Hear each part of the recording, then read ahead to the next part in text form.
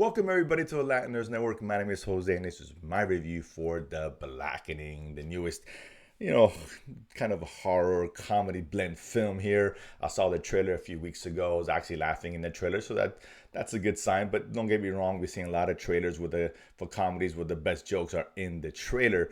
This movie here focuses on a group of friends who are reuniting for the most part after I guess 10 years during Juneteenth, and they rented out some cabin in the middle of nowhere like an Airbnb, and there's this game room that they discover, and this game called the Blackening, which is kind of a racially insensitive game, to put it mildly, and they're forced to play by this individual mysterious guy who pops up almost like Saw on like a TV screen and tells them they have to play this game or people are going to die, namely themselves. And now they're kind of on a game for their lives, if you will. And they were just looking to have a good time, get drunk, play some games, playing some spades. It's all good. And now they find themselves in this kind of a unique situation here. And ultimately, as a horror fan, I'm a big horror fan. I like comedy. Who doesn't, right?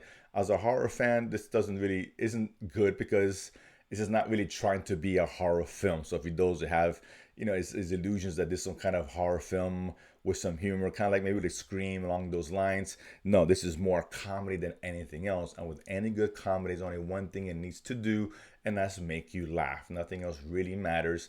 And this movie succeeds in that a lot. I was laughing throughout this film. It's a very good crowd. Everybody seemed to be into it.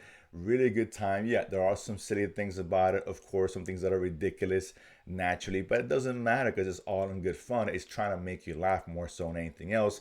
Yes, there's some, the horror tropes in there, and there's little small moments here and there, but this is not really trying to be a horror film. This is a pure comedy with horror elements behind it. And look, and I really like, because listen, the cast is great.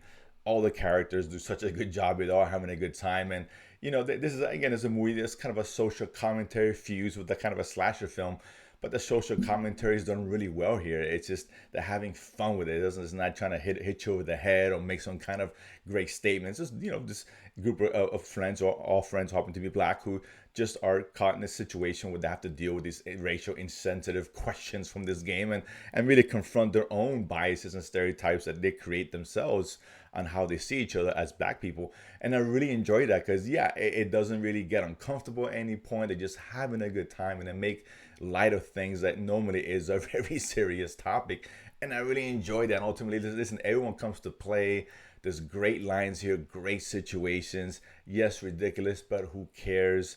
It's supposed to be fun. I found this to be a very surprisingly entertaining film, which I think it's just going to fly right on the radar for a lot of people. Because let's be honest, the weekend this comes out, I believe it's June 16th. We got The Flash coming out, of course, Elemental, and about two other films along with this. So this movie is not going to be seen by a lot of people, unfortunately. But this is what I'm telling you guys. Listen, I get it. Yeah, go see Flash because I hear it's really good. Go check out Elemental, X Pixar. I get it. So this one's going to fall by the wayside. But this is one, if you don't get a chance to catch it, definitely watch it at home because it's a really fun, good time. If you get a chance to go to theaters, definitely watch it if you want a good comedy. This is good counter programming for what's going to come out that weekend, right? It's not animation. It's not a superhero film.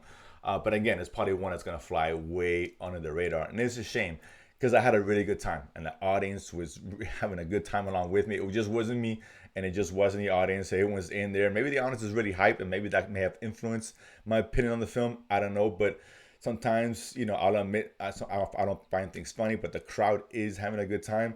I'm always sure to mention that because it could be me, but in this case, I was having fun along with the audience. It's really funny. It really is an enjoyable film, a silly film, of course, almost borderline ridiculous at times, but that's what made it great. And the characters all shine here. They're really cool characters. You're rooting for these guys. You don't want to see anybody die, anything like that.